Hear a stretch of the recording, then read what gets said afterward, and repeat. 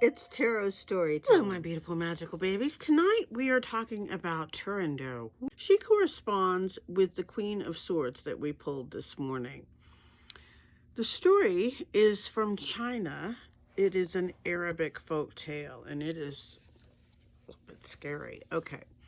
There once was a princess named Turandot who was so beautiful that men constantly fell in love with her and proposed. But Turandot hated all men. She remembered her past life as a princess who was abused at the hands of an invading prince. And so Turandot swore never to marry. Still, men pursued her in droves, so she devised a challenge. Men who wished to propose to her had to answer 3 riddles. If they failed, they would be beheaded. Into this kingdom came the young prince of Tartary, his father, the deposed king of Tartary, and their lone servant, the young girl Liu. They arrived just in time to see the prince of Persia fail the three riddles and die before the cold Princess Turandot. The prince of Tartary instantly fell in love with Princess Turandot and proposed to her right then and there. Liu, who was secretly in love with the prince, begged him not to attempt the riddles. Turandot's father, the emperor, was tired of his daughter's trials and urged the prince to give up on the riddles. Turandot herself warned the prince, telling him to avoid the riddles.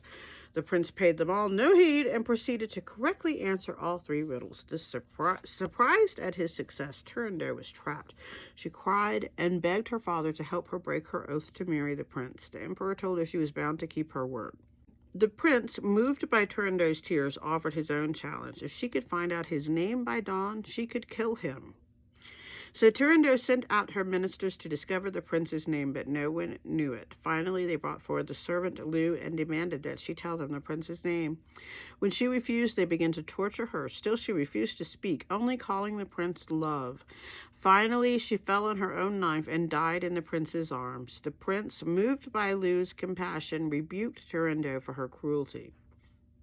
Princess Turandot, in a riot of confused emotions of love and hate, asked the prince to leave. Instead, he told her his name, Prince Caliph, son of Timur.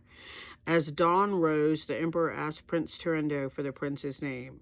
She called him Love, and they were soon wed. I don't know. I mean, it's an opera story, right? It's older than that, but... Okay, so...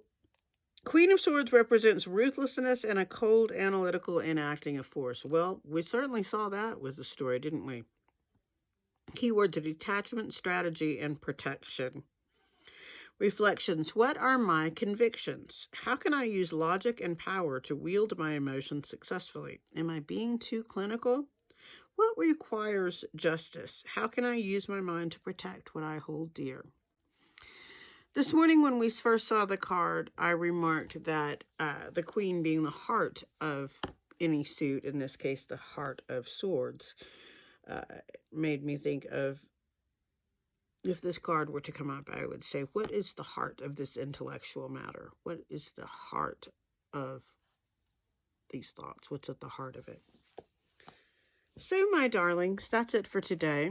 I hope that you've had a good day, that you've empowered your magical self. Tomorrow's the new moon. It's the Lunar New Year, and it's the day that I'm relaunching my Reiki business. So I would love for you to come and get some virtual Reiki. I can give you Reiki session anywhere you are in the world as long as you have an internet connection. Okay? All right, something to think about. I love you, and you're a beautiful, magical baby, and I'll see you tomorrow. Okay? Bye.